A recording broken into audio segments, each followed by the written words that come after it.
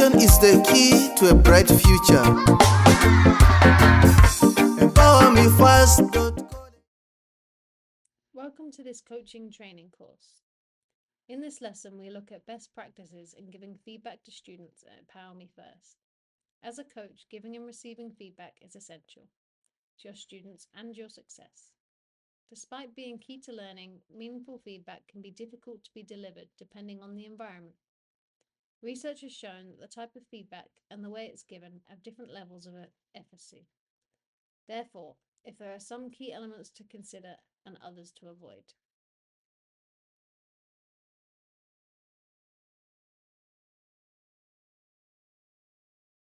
Ensure your students understand what is good performance looks like from the start. You have the learning objectives in Moodle, the syllabi, assignments, and national exam as general minimum standards that need to be met. These standards are the non-negotiables which the students recognise that they need to be met if they want to pass the national exams and the Empower Me First curriculum. Therefore, they also need to understand that by being able to do the assignments, they can reach mastery level and become entrepreneurs and innovative change makers in their society. Besides, your students define their personal learning goals based on their curiosities and interests. Their passion will lead them to personal success and will motivate them to success beyond the minimum standards. In practice, use reference points for your feedback, such as an assignment marking criteria quiz, results in Moodle, or past papers. Timely feedback is not only proven to be more effective, but also supports students' learning more precisely. For example, giving students feedback between assignments allows them to apply suggestions from the first to the second piece and thus feel empowerment of their work. Feedback should also be given once or twice a week. Assignments must be marked and personal feedback given within 10 working days to ensure the students still remember their thought processes when doing their work. Only if they do, they can learn from your feedback. After giving feedback, you summarize it in written form and hand it back to your students. Students have a right to request a correction of the feedback in case of misunderstandings. General remarks can end up leaving your students confused with little sense of how to improve. Give them feedback on their work and the topic they're researching.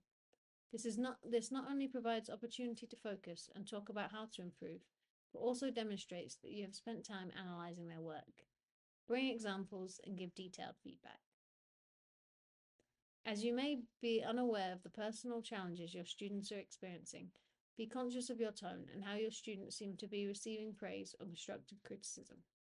Always take this into account when providing feedback, thus always remaining empathetic and taking cues from the students to go forward with it.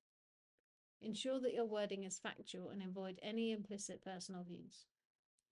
Don't give feedback expecting students to be accepting, but rather ask them what questions around their work and your feedback, so you can further deepen their understanding of areas they need to work on, both in the understanding of the topic and in the application of their knowledge through dialogue. You can start with asking them which parts they thought had gone well and which areas they had found challenging. Then ask them to explain what they had learned and how they felt about the results. Then you can give them your perspective based on the marking scheme and show them specifically where they could improve.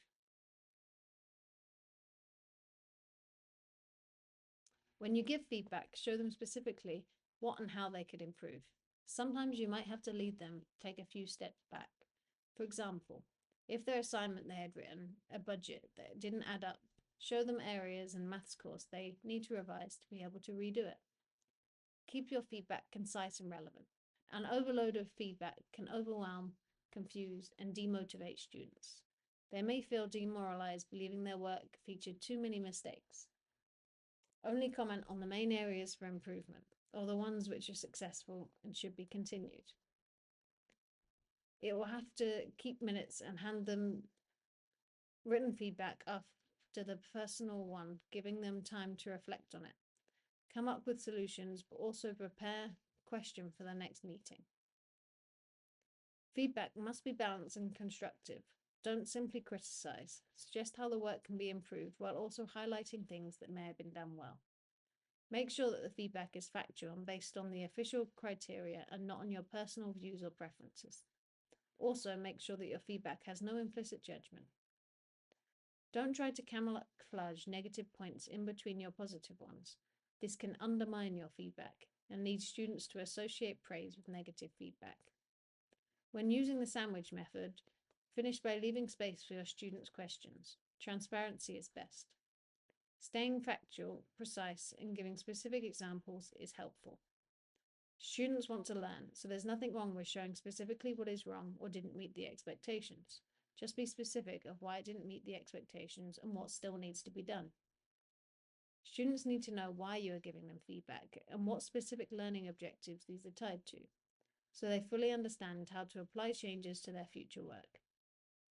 Feedback connects you to your students and enables dialogic learning. It reminds your students that you are there to help them learn and improve, and that you care enough to respond. Feedback can be motivating for students, as it's a recognition of the effort they have to put into their studies, thus making it feel worthwhile. However, feedback provided in the incorrect way can demotivate students and challenge their attitude towards you and their learning.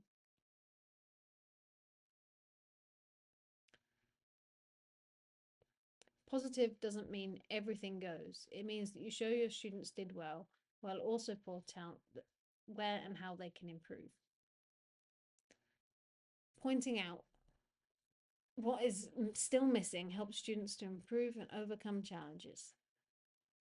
Specific feedback on what went well and what needs to be improved, based on learning objectives, allows the students to assess their work realistically. This is not only helpful to not only improve current work, but also to be more effective in their future assignments. In every feedback, we remember the learning objectives, which are based on national standards, the objectives set out by the marking schemes, as well as the objectives students set for themselves.